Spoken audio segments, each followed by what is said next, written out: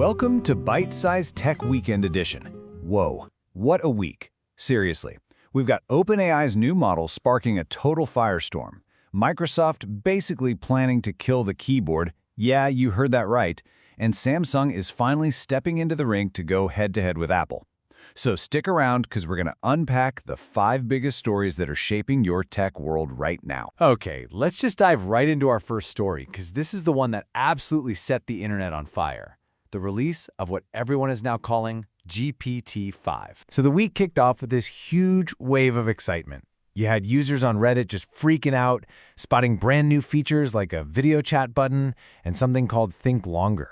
The speculation just went wild that, hey, maybe GPT-5 was secretly being rolled out. And then came the benchmarks, and they were just stunning.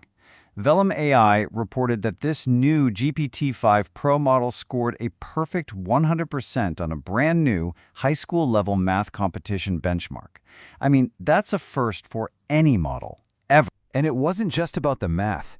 Tom's Guide put it in a head-to-head test against its older brother, and GPT-5 just dominated. It won across 7 real-world challenges, everything from planning a meal on a tight budget to providing genuinely empathetic emotional support. But the hype didn't last long. It soured really quickly. Users started complaining that the new model felt, less creative, a lot more restrained, and then the critics jumped in. With my favorite description of all, they called its personality a corporate beige zombie. Ouch. The backlash got so loud, so fast, that OpenAI actually did a 180. They announced they're bringing back the beloved GPT-4o model as an option for people who, just missed its old personality. So look, the software is clearly pushing incredible boundaries. That much is obvious. But that's only half the story, isn't it? This whole situation perfectly illustrates the next big question. How are we even supposed to interact with these powerful new AI brains? And that brings us perfectly to our second story, Microsoft's incredibly radical vision for the future of Windows. So, get this. In a new Windows 2030 vision video, a top Microsoft executive made a super bold prediction. He said that the keyboard and mouse, the things we've been using for decades, could soon feel as strange and alien as MS-DOS does to someone from Gen Z. Their big idea is to create what they're calling an agentic OS. The goal here is for the computer to become a true partner. Imagine it seeing what you see, hearing what you hear, and just handling all the tedious digital stuff for you without you ever having to click and type. So, you can probably guess what happened next, right? How did the internet react to this grand vision? Well, let's just say they weren't buying it. Not at all. Online forums, especially places like Reddit, they just exploded with skepticism. You see comments like this one, basically saying, "Yeah, right, Microsoft. You're just saying stuff to say it now." People saw it as pure corporate hype, just a way to sell more subscriptions and keep the investors happy. A future without keyboards? It's a pretty wild vision for sure. But it kind of begs the question, how are these huge AI wars actually being fought right now? On the ground with real hardware. And that leads us directly to the battlefield of our next story, the emerging war in extended reality, with Samsung finally stepping into the ring against Apple. We're getting a flood of leaks about Samsung's Project Moen headset, and the specs look seriously impressive. We're talking a powerful Snapdragon chip, micro OLED displays, stuff that really rivals and in some areas might even beat Apple's Vision Pro. And we've even got a hands-on comparison from tech journalist Jason Howell.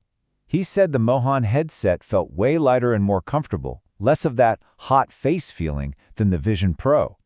But the real difference here isn't just about the hardware. Nope. The true game changer is the AI. See, Apple's headset has Siri, which is fine for simple tasks. But Samsung's device is powered by Google's Gemini, and that's a conversational AI. It can see your real world and your virtual screen at the same time and carry on a conversation about both. That's a whole new level of interaction. So, okay, this new hardware is really exciting, but it connects to a wider and maybe more painful trend. Have you noticed it? It feels like all our tech, all our gadgets are just getting more and more expensive. Why is that? Well, that brings us to the reality check of the week. Tech's growing sticker shock. Let's talk about the hidden costs behind all our favorite devices. A recent Reddit thread about Sonos raising its prices just captures this frustration so perfectly. The reason they gave? Tariffs.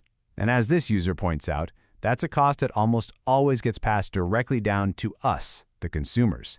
And once those prices go up, they don't tend to come back down. And these individual price hikes are part of a much, much bigger picture. The generative AI market is absolutely exploding. Mortar Intelligence projects it's going to be worth nearly $100 billion by 2030. That's driving an insane demand for resources. So yeah, it's basically a perfect storm. We're paying for tariffs on the parts that are imported. We're paying for the massive energy consumption from all those AI data centers. And we're even paying for the cost of companies having to protect their intellectual property from counterfeiters. It all adds up. Which leads us to our final story for the week. You might have noticed a common thread through all of this. All this news, from secret specs for GPT-5 to Samsung's headset to even company pricing strategies, it often comes from leaks.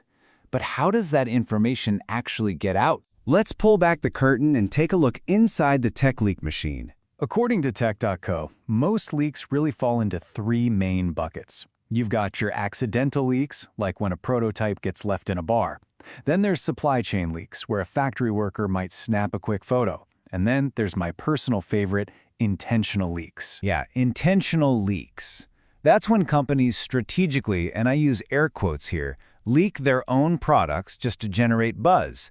And we saw a textbook example just this week when, whoops, the unannounced Samsung Galaxy Buds FE just accidentally appeared on Samsung's own website.